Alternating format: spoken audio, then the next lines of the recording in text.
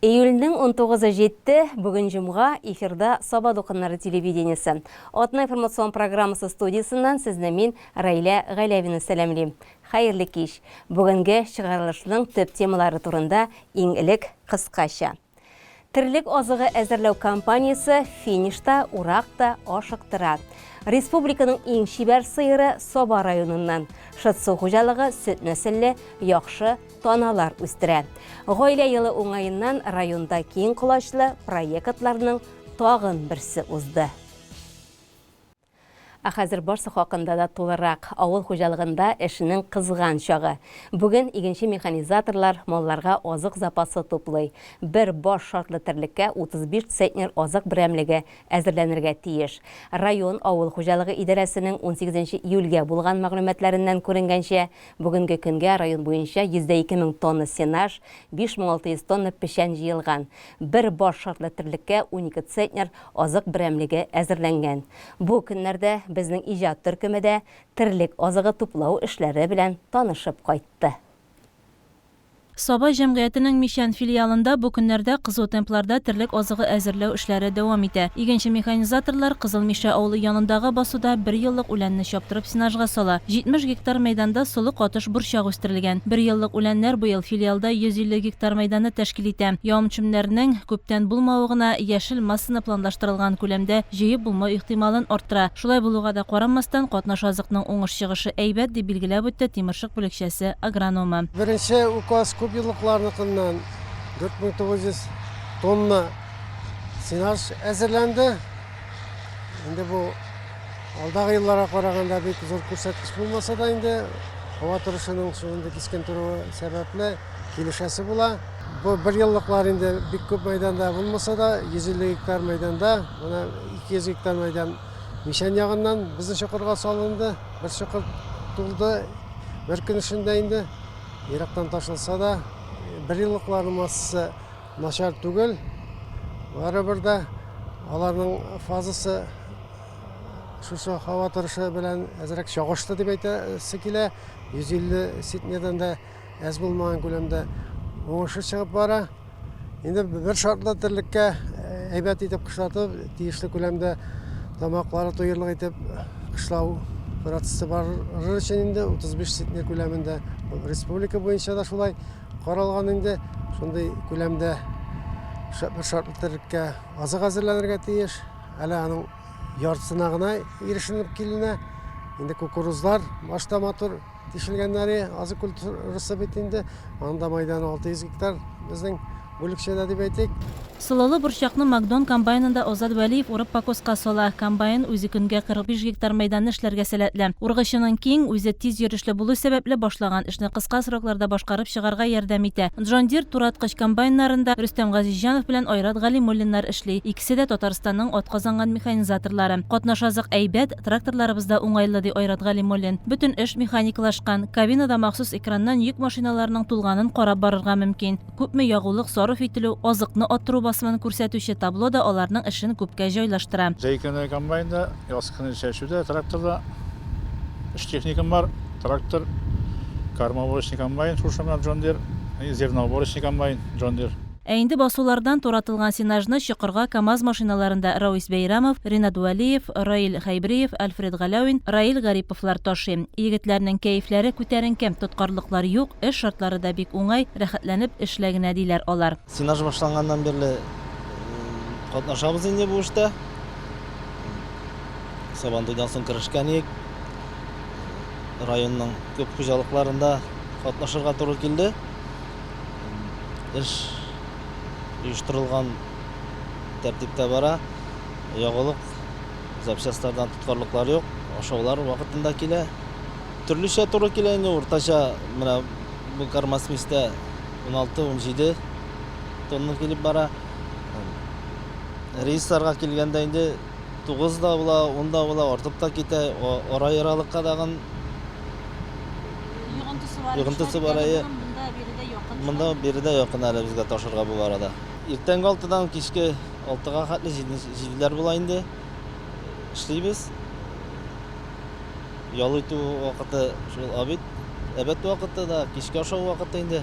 Табигать шартлары әйбәт торган вакытта бу уңышларны исән-имин җыеп алырга язсын инде. Барча механизаторларга да, шоферларга да. Теге якта инде борчак басуларын да кырыйларын чистартабыз.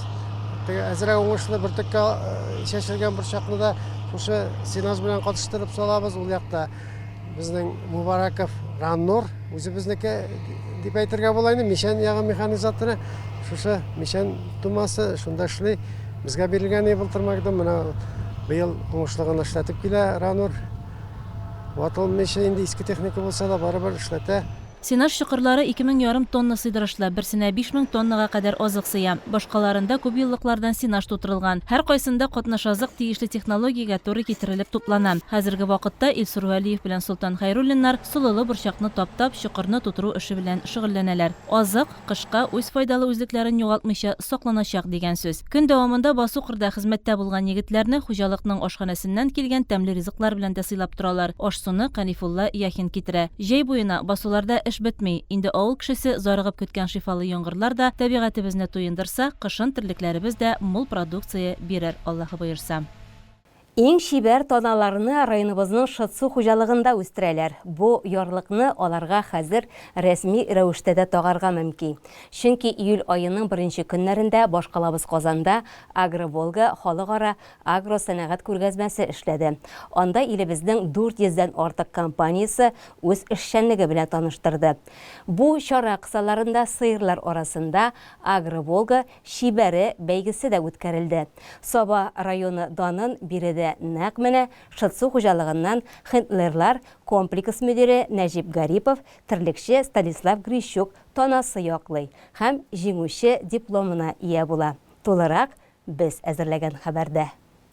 Сөтле сыерлар, шибәр таналар районыбызның Шытсу хуҗалыгында үстерелә. Терлекчелек соңгы вакытта менә шундый юнәлешләрне дә кылачлый. Әйе, терлекләргә булган караш тамырдан үзгәргән заманда яшибез ди хуҗалык рәисе Флорид Галләмов. Яшь белгечне җитәкче итеп биредә әле язын гына билгелиләр. Үзе дә эшнең асылына төшенеп, кул астында хезмәт куючы өлкән хезмәткәрләренең тәҗрибәсенә таянып алга барган көннәре. 3 комплексны берләштергән хуҗалыкның югары Шытсудагысы белән Нәҗип Гарипов идарә итә. Безнең югары су комплексында бүгенге көндә 1300 баш мөгезле электрлегебез бар. Шуларның 565 сыербыз бар. Бүгенге көндә 545 сыер савабыз. Бер сыерга 29 литр ярым туры килә ул. Хәзерге моментта без буастаналар торагында торабыз. Монда безнең хәзерге көндә 107 баш буастанабыз бар. Октябрь, ноябрь, декабрь, январь айында без олысы таналарыбыз бар. Алар инде үзе белән тикшергәннәр. Һәр көндә без аларны ныклап карыйбыз, тәрбиялибез һәм алардан бузау көтәбез инде. Әлеге торакта буаз таналарны тәрбиялиләр. Алар арасында берсе бу очракта иң шибәре диеп әйтик, районыбыздан республикада яклады. Шытсу хуҗалыгы танасы Казан Экспода узган Агро-Волга халыкара агросәнәгать күргәзмәсенә сайлап алына. Һәм ул анда чара кысаларында сыерлар арасында оештырылган Агро-Волга шибәре дип аталган матурлык бәйгесендә катнаша. Без инде бу номинация, бу конкурста катнашабыз 4 ел. Монда безне шул племенный хуҗалыкларны җыялар инде безнең. Саба районы буенча монда Саба районы дан яклап безнең хуҗалык бар инде. Біз монда 2 ай алдан таналарны сайлап, бу таналарны инде аларны каннарын алып, аларның әтияниләрен барлап, уже 8 тана сайлап куйган идек без. Шул таналар арасында берсен үзебезнең үзлеккә карап инде аларны менә визуально карап, үз белән аларның ниләрен, бүтән йөрешләрен инде матурлыкларын шибәрлек конкурсы бит инде бу. Монда бүтән тегендә ниләр судьялар мишти таналар женственный булырга тиешләр. Шул конкурста без берсе көнне бардык. Бу конкурска Агро-Волга шибәре бәйгесендә Голштин токымлы 73 тонна сынау тота. Алар арасыннан 16-сы ярым финалга уза. Бу сафка безнең дә эләгүебез бик сөендерде ди Нәҗип Гарипов. Ә инде финалга чыккан 6 тонна арасында да булу күңелдә әйтеп бетергесез горурлык хисләре тудыра. Шытсу тоннасы югары күрсәткечләре белән мул сөтлелек буенча чагылыш дипломына ия була. Бу безнең өчен бик зур не болды инде, куаныч дип әйтим инде. Шу топ 6 арасында безне молочный тип выраженность молочного типа дигән диплом белән бүләкләделәр инде. Шул номинациядә без җиңеп чыктык. Бәйгедә катнашучы малларны махсус белгечләр сайлап ала. Сыер яки таналарның матурлыгын, аяклары, тояклары, башлары, койрыклары һәм гомумән 20гә якын шарт буенча бәялиләр. Җибәрлек монда барлык яктан карыйсың, моның бөтен яктан матур булырга тиеш, аяклары төз булырга тиеш, матур, билләре бөтен гәүдәләре матур итеп атлап бирергә тиеш. Бу теге бит әле хатын-кызлар подиумда, менә шундый булып бирергә тиеш булар. Матур итеп. Аяклары матур, бөтен җире ни түгел, матур булырга тиеш. Жуынган, чистарган Буларны юдык алдан, җоннарын кырыктык, бөтен бурыннарын, аякларына педикюрны ясамадык инде, аякларына буямадык. Бөтен җирен юдык көн сайын. Старттык. Bir ay bu sıyırını konkurska hazırladık, yürüttük, ne şekilde podyumda yerisim, et balasını tutup. O şekilde nettik indi. Kulga iyileştirdik diye indi. Ürede bula mı, yerere mi? Bula. Sıyırlar Bula. Bula ilerine. İpi aşattık, konfit aşattık, şeker aşattık. Müze giriyor. Müze girdi. Gün sayın. Bir ay hazırladık indi. Тананы бәйгедә әзерләүдә хуҗалыкның селекция буенча зоотехнигы Кадрия Дәүләтгәрәевның да өлеше бик зур. Ул терлекләрнең туганнан беренче көннән алып, һәр мәгълүматын компьютерга кертеп бара. Биредәге информация бәйге тотарга төп чыганак булып тора. Тананың исеме юк инде аның. Безнең алар йөриләр кулак номеры һәм сыерларга анасын ошейник табабыз да, ошейник номеры була инде. Әнисе 9000 литр сөт бирә. Хәзерге көндә исән, саула. Тана менә шул үлчәү критерийлары буенча сайланды инде. Нинди булырга тиеш аның үлчәүләре, мәсәлән, калынлыгы, җилеменең төзелеше, аякларының төзелеше, йөрелеше бөтенесе. Голштинский породаның аның үзенең критерийлары бар. Шул критерийларга туры килергә тиеш була инде бу. Мәсәлән, сөтчелек соңгы вакытта сөт бирүе ул кадәр зур проблема итеп куелмый, чөнки алар сөтне әйбәт бирәләр инде. Монда әле төзелешенә игътибар итәләр бик каты бит. Менә шул породаның аермаларына.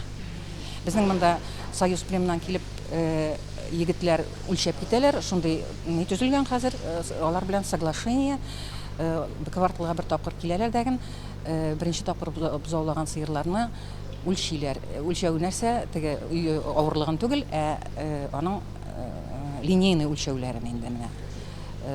Гәүдәсенең биеклеге, калынлыгы, җилеменең төзелеше туры киләме, баллар куеп, безгә шуларга шушы программа аша безгә җибәрәләр дә, без моны кертеп куябыз, без беләбез инде моны бу нинең төзелеше, нинди ничә балл, әйбәтме, начармы, шундый мәгънәдә инде. Җиңүче тананы тәрбияләгән терлекче Станислав Грищук биредә гаиләсе белән Малмыш шәһәреннән килеп төпләнә. Хуҗалыкта беренче елын эшли. Шушы вакыт эчендә ул үзен бик тырыш, мал җанлы кеше итеп күрсәткән. Бер ай буе тананы подиумда йөрергә өйрәтүче, кулга ияләштерүче дә ул. Месяц тренировали, 30 дней. Ходили по кругу, кормили там хлебом, подкармливали. Бывало печеньем там, чтобы слушалось. Ну, так, что дальше? Спокойно, телочка была, научили. На конкурсе тоже хорошо ходила. Что еще сказать? А как здесь ухаживал? Ну, здесь Тоже каждый день мыли ее, готовили к конкурсу. Что еще? Жалко было прощаться? Да, жалко было отдавать ее. Ручная уже стала привычной. А как здесь? Нравится работать? Да, здесь хорошо, зарплаты вовремя, все дают. Дом дали. Ну, все хорошо здесь. Агроволга шибәре бәйгесе шартлары буенча ул күргәзмә булып тора. Биредә сынау тоткан сөтле бикәләрне терлек асраучы хуҗалыклар баш санын һәм продуктлылыкны арттыру өчен үзләренә сайлыйлар, аннары сатып алалар. Шытсу танасы да бәйге үтү белән яңа хуҗалы була. Бу тананы Баулы районының бір хуҗалыгы сатып алды бездән. Biz аның язмышын инде әйтә алмыйбыз, ул хуҗалыкка без тананы төяп җибәрдек. Бөтен таналар да шул Баулы районының bir хуҗалыгына китте инде алар. Саттык без буларны. 185 меңгә дип хәтерлим, ялгышмасам. Без аның язмышын шул телефоннан сорап белә алабыз инде, ничә литр сөт бирәсен. Ну алары аның ата-аналары инде анасының сөте 9000 килограмм булган инде. Шул тирә булыр дип уйлыйбыз, Аллаһ. Хуҗалыкның Алла буйырса тагын да матур күрсәткечләргә ирешеп, зур җиңүләргә лаеклы таналар үстереп яшисе көннәре алда әле. Алар бу юнәлештә киң колачлы эшләр алып баралар. Ел саен Галштин токымлы 60 буаз тана саталар. Бүгенгә районның Явлаштау хуҗалыгына 35 тана үстереп биргәннәр. Берсен менә республика бәйгесендә сатып кайтканнар. Тагын 24-те озатырга әзерләнеп куелган. Хуҗалык тана саткан хисапка керемнәр туплый, тормышын алып бара, зарланмыйбыз ди Нәҗип Гарипов. Biz жалавыз итмибез. Авыл бетмәсен өчен тырышабыз. Ферма бетсә авыл бетә бит. Авыл бетә ферма бетсә. Аны килгән бит инде Кировлар миндә эшләп бирәләр. Алар нәрсә шундый көнгә тугалганнар. Бер фермалар биткән, алар яшәргә кирәк бит. Бөтен кеше министр булып тора алмый. Начальник булып тора алмыйлар. Авыл бетсә тырышабыз. 4-нче яртта эштәмен көн саен. 165 көн эшлим, без ялсыз без вакытны. 4-нче яртта. Әни 3-нче яртта, мин торам эштә, 4-нче яртта эштә. Көн саен. Кеше килә инде рабочий, мин 4-нче яртта килгән була уже.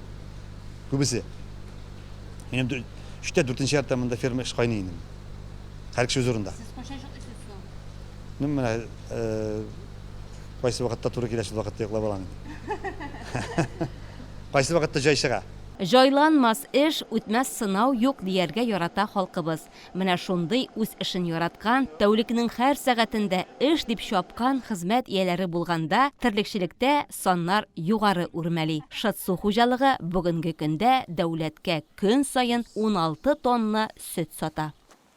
Шәмәрдәндәге яшьләр үзәге бюджет учреждениесе 2023 елда яшьләр сиясәте учреждениеләре арасындагы грантлар конкурсында катнашып, гаилә җылысы проекты белән 960 мең сумлык грант отты. Әлеге проект кысаларында гаилә елы, гаилә, мәхәббәт һәм тугрылык көне уңаеннан Сабантуй мәдәни спорт комплексында бәйрәм үткәрелде. Бәйрәмнең күңелле мизгелләренә бергәләп күз салыйк. Гаилә җылысы проекты кысаларында үткән әлеге бәйрәмгә Сабар районы авылларында яшәүче иң актив уңган үрнәк 20 гаилә чакырылган иде. Гаилә командалары әтияни 8-дән 12 яшькә кадәр булган малай яки кыздан торды. Бәйрәмне Сабар районы башкарма комитеты җитәкчесе урынбасары Марат Кәримов башлап җибәреп, гаиләләрне бәйрәм белән котлады. Бәйрәмгә Татарстан Республикасы Яшьләр министрлыгыннан яшьләр сәясәтендә территориялар белән эшләү һәм инфраструктура үсеше бүлегенең әйдәп баручы киңәшчесе Алсу Мамадалиева чакырулы иде. Да, у нас 2024 год объявлен президентом Российской Федерации годом семьи, и в рамках этого года по всей России проходит множество мероприятий. И вот сегодня как раз в Сабинском районе в рамках грантового проекта проходит замечательный праздник для семей. Как мне известно, собирается около 20 семей, это где-то 60 человек, и сегодня они под этим замечательным солнцем проведут веселое время. Бәйрәмдә шулай ук районның ЗАГС бүлеге җитәкчесе Гөлнар Шәфиқова, Сабар районы яшьләр эшләре һәм спорт бүлеге җитәкчесе Ирек Гарипов катнашты. Сүз уңаеннан Ирек Рамазанович гаиләсе белән ярышларда да көч сынаштылар. Безнең инде берничә ел рәттән яшьләр эшләре министрлыгы тарафыннан муниципаль бюджет учреждениялар арасында конкурс игълан ителә. И шушы конкурста безнең яшьләр үзәге катнашып 960 меңлек сумлык грант тотты. Бу грантны без 2024 ел дәверендә тормышка ашырачакбыз. Менә бүген икенче чарасы бара дип әйтергә кирәк инде. Грант безнең гаилә елы уңаеннан шушы төрле категория райондагы гаиләләргә багышланган. Беренче чарасы инде безнең менә яшь гаиләләр арасында булды. Анда без дин әһелләрен дә чакырдык, төрле мастер-класслар да үткәрдек. Бүгенгесе инде шулай ук яшь гаиләләр, яшь балалы гаиләләр, 8-14 яшькә хәтлек балалы гаиләләр, кызлы һәм малайлы гаиләләр килеп монда спорт чарасында катнашып китә алалар. Бәйрәмне Татар стендап президенты Фаил Баязитов һәм яшәше Рамил Закиров алып бардылар. Гаилә көне безнең бит инде күптән түгел гаилә көне булды. Гомумән, гомуми Россия бәйрәме дип әйтик инде. Һәм инде гомумән әйткәндә гаиләләр катнашкан мәҗлесләр ул инде айырмалы була. Аның мөхите, аның менә ничек дип әйтим, Рәсәй бәйрәменнән тыш булмая калса бер төрле рух бәйрәме дә шулай белән. Аларның чөнки бит инде менә гаилә нигезен, иратның да һәрбер кешенең бер төрле нигез ташытылы, бу бик мөһим. Шуңа күрә инде без бердә уйламыйча безне чакыргач бу мәҗлестә, бу бәйрәмдә катнашырга ризалык бирдек. Чөнки гаилә булган җирдә җылы була, рәхәт була, күңелле була. Хәзер инде бер сорау бирик әле. Гаилә мәхәббәт һәм тугрылык көне уңаеннан үткәрелә торган проект икән. Үзегезнең гаиләләрегездә нәкъ шушы бәйрәмдә катнашырга лаек дип саныйсызмы? Әлеге бәйрәмдә нинди гаиләләр катнашсын? Тагын нинди гаиләләрне күрергә теләр идегез? Өлкәннәр, яшьләр, балалар? Монда миңа калса бер кичтән ашу мәйданчыгы гына түгел, гаиләдә яшәү тәҗрибәсе белән алышыну мәйданчыгы итеп тә кулланырга мөмкин. Аның өчен бит менә яшь гаиләләрне җәлеп итәргә мөмкин. Шулай бит аннан соң күп еллар бергә тормыш иткән тәҗрибәле гаиләләрне чакырырга мөмкин. Әле әбиле, бабайлы, менә теге берничә буын гаиләне чакырсаң, теге бер буынга мисал өчен теге актив уеннар, икенче буынга интеллектуаль уеннар оештырып, шулай итәргә дә мөмкин. Алып баручылар иң элек һәр гаилә белән таныштырып чыктылар. Аннары гаиләләр белән күңелле стартлар, футболка, кружка, шоперларга рәсем төшерү буенча һәм мунчада чапынырга өйрәтү буенча мастер-класслар, сумо уены үткәрелде. Гаиләләр гадәти булмаган, мавыктыргыч күңелле стартларда бар күңелләрен биреп катнаштылар. Балалардагы җиңүгә омтылыш әти-әниләргә дә көч өстәде. Без Икшерна авылына Хасановлар гаиләсе шушы бәйрәмгә килдек. Инде мәктәптә укытучылар булып эшлибез. Шушындай бәйрәм оештырганнары өчен бик зур рәхмәтебезне белдерәбез. Монда бик күңелле. Без икенче тапкыр инде мондый матур бәйрәмдә бик ошый, тегесеннән дә бик яхшы эмоциялар белән кайткан идек. Безнең монда праздник җиңү түгел, катнашу белән килгән идек. Әле пока җиңеп барабыз. Аркан тартышында да бик күңелле семья белән менә шундый уеннар оештырганга рәхмәт. Бу семьяны беркетә, семья белән бергә булырга һәм бер-беребезне спорт ягыннан да ачырга ярдәм итә. Мин 3-нче класска барам, 4-нче класска. Мин бейем, җырлыйм. Гаиләгезне бик яратасыңмы? Бик яратам. Минем апам бар, Әмирә һәм энем Азамат исемле. Бүген күңеллеме биредә? Бик күңелле. Әрсез лабораторияда гаиләләр үзләренең иҗади мөмкинлекләрен сынап карадылар. Күңелле стартларда призы урын алган гаиләләргә диплом һәм акчалата бүләкләр, бәйрәмдә катнашкан һәр гаиләгә сертификат һәм рәхмәт хаты тапшырылды. Бәйрәмнән һәр гаилә күңел күтәренкелеге, канәгатьлек хисе һәм рәхмәт сүзләре белән таралды. 15 июль көнне Татарстанда җиңү армиясенә кушыл телемарафоны үтте. Бу хакта тулырак Яңа гасыр телерадиокомпаниясе әзерләгән видео язмада. Ребята, операторы, всем удачи, все хорошо. Через 12 часов встречаемся в этой же студии. Я надеюсь, живые и здоровые, да, под песню и вальс от Расимы и Светланы. Все, всем удачи. Поехали. Ведущие, работаем. Доброе утро, дорогие телезрители. Эти профессионалы не первый раз проводят подобные телевизионные марафоны, но все равно в воздухе чувствуется напряжение. Полдня с 8 утра до 8 вечера нужно отработать без ошибок, без обеда и перекуров. Открыл марафон, вступая в армию Победы, герой России Расим Баксиков. Он же на 1 час стал соведущим. Пока еще не дошло. Волнение пока еще не дошло. Ну, я думаю, справлюсь. Все пока фишки наши сработали. Соведущий герой России Расим Баксиков и на передовой телевизионного фронта оказался героем. Он еще с нами будет еще в ближайшие полчаса и в завершении выпуска. И впереди вообще еще много замечательных патриотических вещей. Я думаю, что этот боевой дух, который у нас присутствует, мы его обязательно покажем. И тот самый патриотизм, которым охвачен Татарстан тоже. В рамках марафона в студию должны были прийти около 120 гостей. Причем план трансляции был расписан таким образом, что после интервью с чиновниками обязательно был неожиданный гость. Владимир Малыгин с женой Еленой из города Нурлат пришли на марафон с котами. Сначала СВО, они помогают бойцам вещами и техникой, а в последнее время его просят прислать этих ловцов мышиного ДРГ. Скоро он отправит в госпитали и окопы 10 кошек. Во-первых, она успокаивает солдат нервную систему, во-вторых, теплый, родной из Татарстана для своих ребят присылаешь. Сиамских нельзя отправлять, тайских нельзя отправлять. Шотландских словаких порода очень хорошая, добродушная такая, их можно отправить, потому что тайские и сиамские, они кусают, они должны привыкнуть к одному хозяину. Они ведь, когда солдатики уходят в наряд, они должны остаться с другим товарищем. Вот и с другим товарищем он может просто покусать его, поцарапать его. Зачем это нужно-то? Нужно вот именно вот таких вот добродушных. Правда, Рыжик? Да. Или вот эти активные бабушки из деревни Чутай Балтасинского района. Они прямо в прямом эфире накормили ведущих супами, которые готовят и отправляют нашим бойцам. Сначала в деревне начала делать сухпаи одна женщина, Финзия Минибаева, у которой муж на СВО. А теперь и вся деревня подключилась. Более 20 тысяч порций уже отправили. Суть простая, просто добавь кипятка, и через 15 минут супчик или каша готовы. Деревня у нас очень дружная. У нас в Чутай как одна семья. Страна сказала надо, мы сказали есть. Вот у нас деревня такая. Один за всех, все за одного. Очень большие отзывы у нас. Они очень благодарят нас, что вот как будто дома побывали. Вот ваш суп поели, как будто дома побывали. Вот нам вся эта теплота наша, им всем передается. Волонтером может быть каждый. Это доказывает 9-летний Артемий Волков из Пестричинского района. Он ходит по жителям и собирает для бойцов саморезы. Просто говорю, есть лишние гвозди, саморезы, то есть.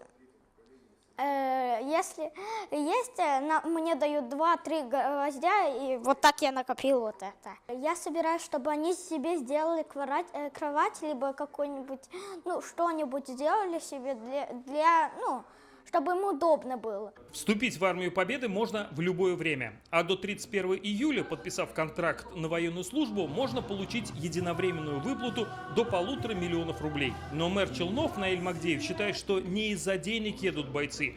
Он сам несколько раз ездил на СВО и общался с ними. Возвращаясь в отпуск или возвращаясь на определенный период по ранению, наши воины обратно рвутся в зону специальной военной операции. Я уже говорил, вот эти понятия дружба, взаимопомощь, они уже у них в генах. И я думаю, что не только деньги, и не столько деньги сегодня ведут наших воинов в зону специальной военной операции. Об этих людях нужно рассказывать, не стесняться. Они должны быть сегодня героями нашего времени. И это подтверждают бойцы, которые сегодня приходили в студию. Андрей Сарбаев, начальник психологической службы полка, ушел по мобилизации. Он уверенно может сказать, что те ребята, которые сейчас там, точно знают, за что воюют. А возраст не помеха, говорит он. Работы на всех хватит. Это кажется, что война это только на переднем крае, вперед с автоматом. На самом деле 80% работы это, во-первых, тыл, это снабжение. Не только продуктами питания, боеприпасы, системы связи, инженерное оборудование даже в конце концов.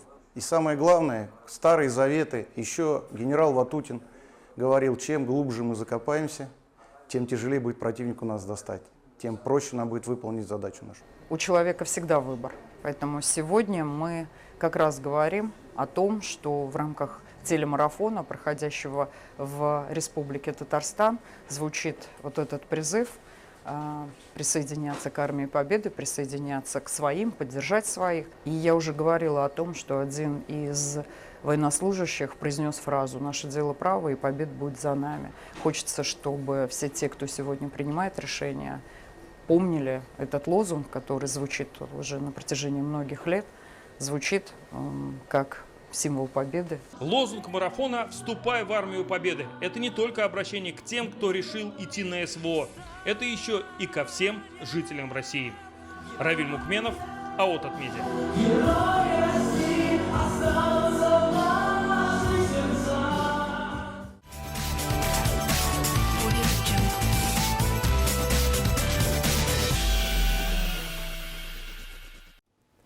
Хәзер спорт темасына бер хәбәребез. Ныкрат аланы Мишта металл савыт саба заводы җитәкчелеге районыбызда футбол турниры үткәрүне матур гадәткә кертеп килә. Шундый иптәшләрчә көч сынашуда күрше-тирә районнардан 4 команда очрашты.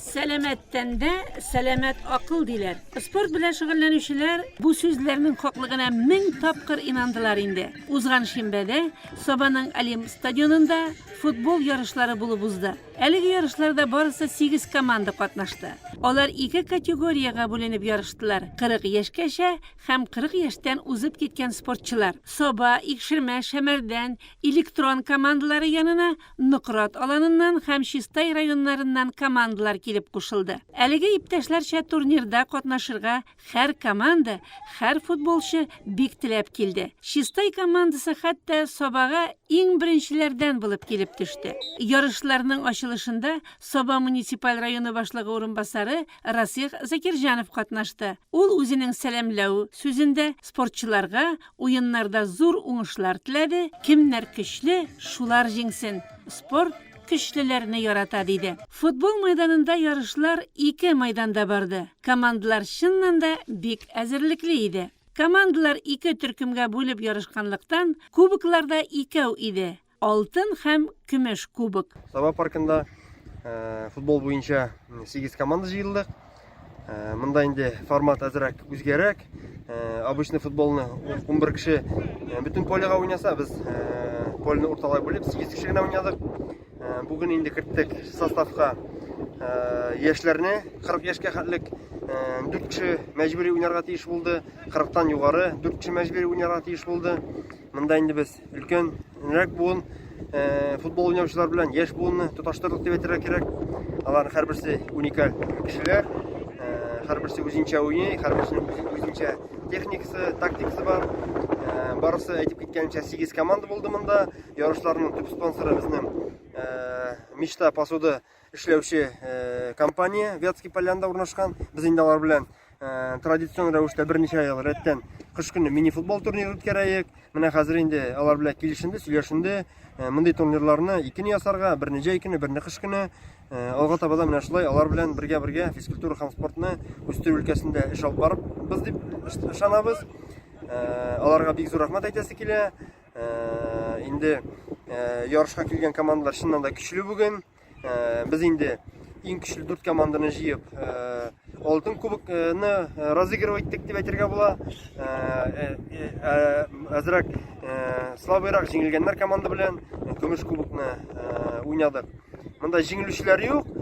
Бөтен кеше Аллаһ һәр бүләк алып кайтып китә. Менә хәзер финал бара. Чистай командасы белән Саба командасы уйный. Без инде һәр даим үзебезнең өчен болеть торабыз. Уңышлар аларга, барлык килгән командаларга, спонсорларга, район хакимиятенә мин кабаттан рәхмәтемне әйтәрем. Көмеш кубок өчен көрәшүче командалар арасында 3нче урында Икшермә һәм Чайка командалары, 2нче урында администрация, 1нче урында Шәмәрдән командасы. Шәмәрдәнлеләргә көмеш кубок тапшырылды. Алтын кубок номинациясында 3нче урында электрон һәм Мишта, 2нче урында Саба, 1нче урында Чистай командасы. Чистайлылар байлар сабасыннан алтын кубок алып кайтып киттеләр. Шунысы куанычлы, ярышлардан беркем дә бүләксез китмәде. Һәрбер спортчыга Ныкрат аланындагы Мишта металл савыт саба заводында эшләнгән шәп табалар бүләк ителде. общая цель, скажем, на заводе, это не только заработать деньги, но еще и чтобы это общество менялось в лучшую сторону. То есть мы постоянно стараемся поддерживать разные спортивные мероприятия. Также нам лыжные команды, которые мы лыжи купили, или там какие-то слобода в других местах тоже постоянно поддерживаем. Ника команда бар. Большой футбол шоуы жігіттеріне әр вақытна обкатывай тересен шундай турнирлар уздырабыз. Бу елны инде үзебезнең районга шул турнирны уздырырга булдык. Бу турнирда яшьләр генә түгел, өлкәннәрне дә керттерешен без 40+ ясадык. Ярты команда безнең 40 яшькә хәтле ярты команда 40 яшьтән соң. Инде моны хуплап безнең руководство мечтанан, руководство директорлар хуплап алдылар.